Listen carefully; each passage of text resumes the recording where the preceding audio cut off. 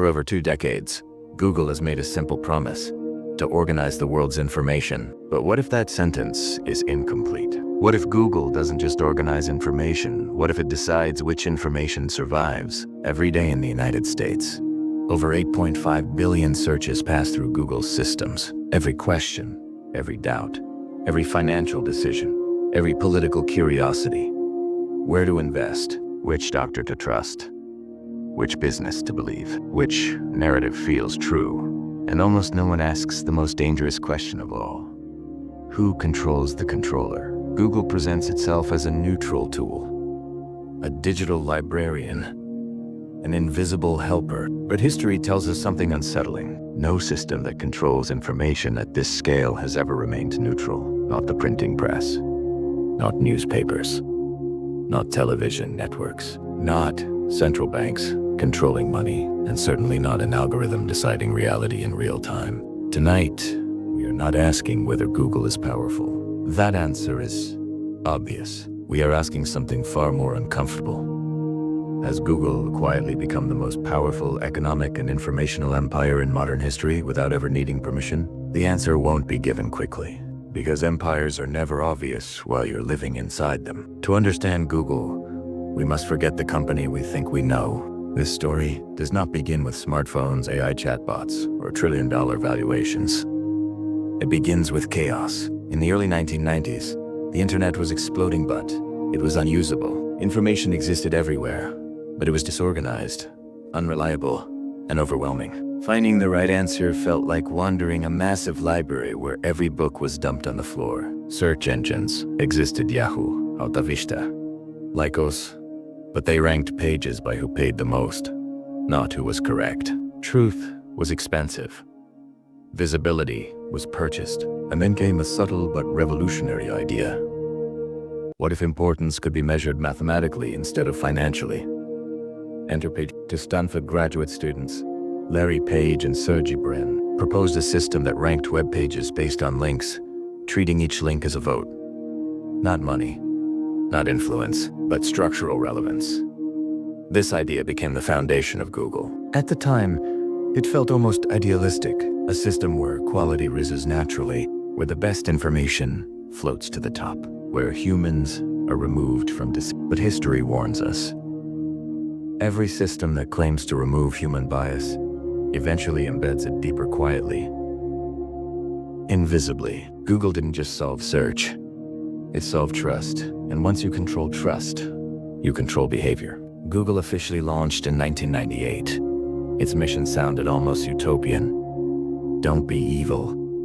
At first, Google didn't feel like a corporation. It felt like infrastructure, like electricity or roads.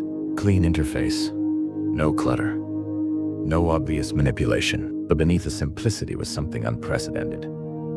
Google learned from users in real time. Every click trained the system. Every search refined the model. Every correction made it smarter. And here lies the first hidden cause and effect chain.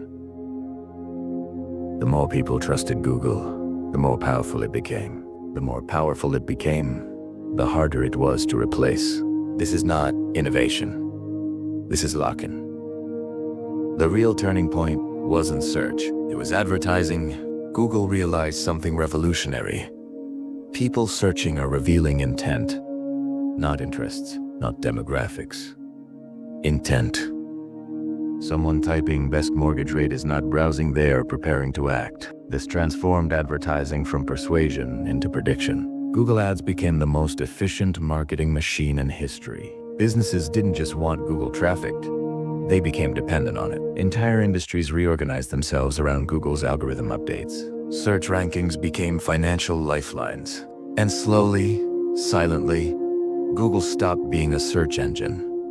It became a gatekeeper economy. Every empire reaches a moment when its own success creates instability. For Google, that moment arrived quietly through scale. As Google expanded into Gmail, YouTube, Android, Chrome, Google Maps, and Google Cloud, it began collecting something far more valuable than money: behavioral data across every aspect of daily life. Search history revealed thoughts.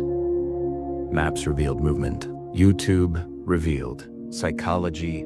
Gmail revealed networks. Google no longer observed the internet. It observed human behavior at scale. This created a paradox. Google needed to appear neutral, while optimizing for profit, while influencing information, while defending market dominance. Something had to give. The fallout wasn't sudden. It was slow, fragmented, and mostly invisible. Small businesses lost traffic overnight due to algorithm changes they didn't understand. Independent journalism struggled to survive without Google referrals. Entire websites lived or died based on updates with names like Panda, Penguin, Medic, and helpful content. These were framed as quality improvements, but the effect was economic redistribution.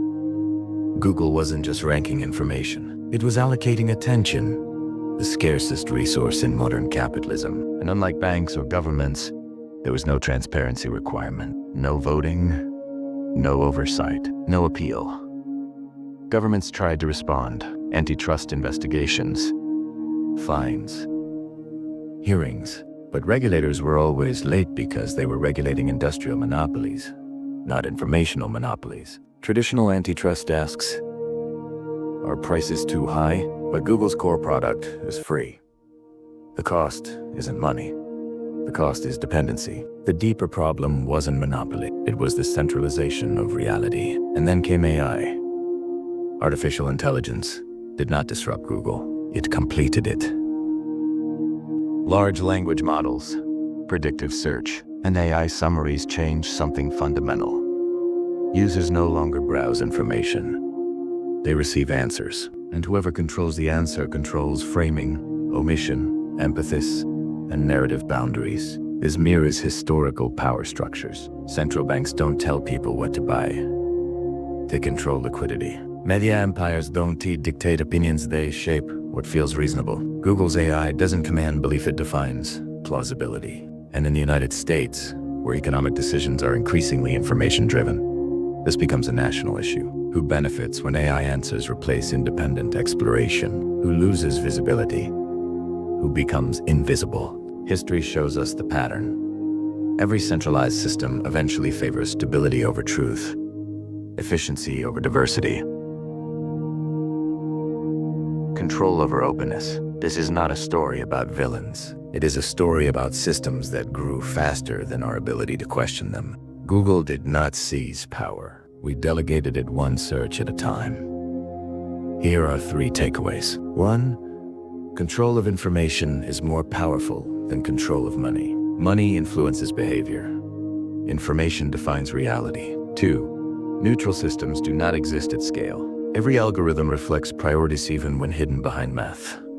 3, AI does not eliminate bias, it automates it. And automation without accountability becomes authority. The question is no longer whether Google is too powerful. The real question is, have we already crossed the point where alternatives can exist? Or are we living inside the first empire that doesn't rule through force but through answers? If this documentary made you think differently about the systems shaping your decisions, like the video, subscribe for deeper financial and power structure investigations, and leave a comment with one question you've never searched but probably should. Because in an age where answers are instant, the most important skill may be knowing what not to accept without question.